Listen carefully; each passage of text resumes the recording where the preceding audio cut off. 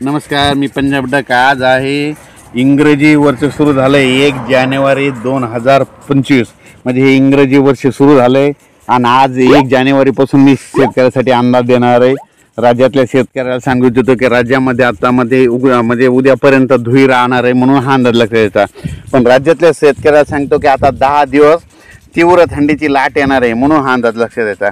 म्हणजे मागं जशी थंडी आली होती तशी आता राज्यात थंडीचं वातावरण तयार होणार आहे म्हणून हा अंदाज लक्षात द्यायचा. राज्यातल्या सर्व शेतकऱ्याला सांगू इच्छितो की तुम्ही काय करा, चणा असेल तर त्याला बुरशीनाशकाची फवारणी करा. उन्हाळी कांदा लागवड करायची असली तर ती सुरू करा. कांदे काढणं चालू करायचे असेल काढा, कारण की राज्यामध्ये आता काही पाऊस येणार नाही. तुरी देखील आता काय करा, या 10 दिवसापर्यंत काढून घ्या. सध्या काही 10 दिवस काही आता पाऊस येणार नाही, त्याच्यामुळे काही चिंता करायची गरज नाही. म्हणून तूर देखील काढून घ्या, कारण की शेतकऱ्याच्या तुरी देखील आल्या आहेत म्हणून हे देखील लक्षात घ्यायचं. आणि राज्यातल्या सर्व शेतकऱ्याला सांगू इच्छितो की राज्यामध्ये आता 10 जानेवारीपर्यंत हवामान कोरडं राहणार आहे, थंडी राहणार आहे, चांगली थंडी वाढत जाणार. उद्यापासून आणखीन थंडी वाढत जाणार आहे. मागं जसं पडलं होतं तसं होणार आहे, म्हणजे तशी थंडी येणार आहे.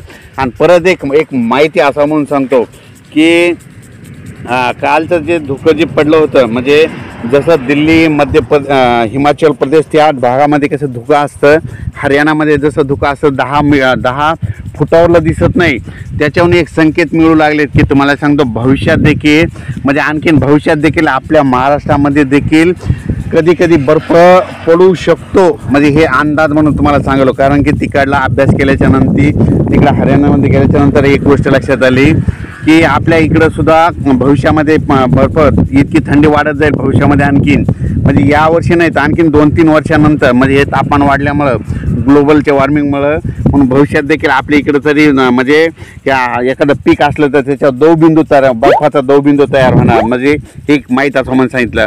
म्हणजे निपाड झालं, त्याच्यानंतर महाबळेश्वर झालं, या ठिकाणी भविष्यामध्ये बर्फाचा अशी एक लेअर येऊ शकते, म्हणजे थर येऊ शकतो भविष्यामध्ये, हे एक माहीत असं म्हणून सांगतो. पण राज्यात मात्र 10 जानेवारीपर्यंत हवामान कोरडं राहणार आहे. शेतकऱ्यांनी फवारण्या करून घ्या, तूर काढून घ्या, मका काढायची तर काढून घ्या. पाऊस काय येणार नाही, कांदा लागवड सुरू करा. अचानक वातावरण बदल झालं तर लगेच उद्या 2 जानेवारीला एक मेसेज देणार आहे. आणि हे पाहू शकता आपला अचानक आहे त्याला पाणी चालू आहे, म्हणजे फुलांमधून घाट्यात रूपांतर होत आहे म्हणून हे देखील पाणी चालू आहे. धन्यवाद.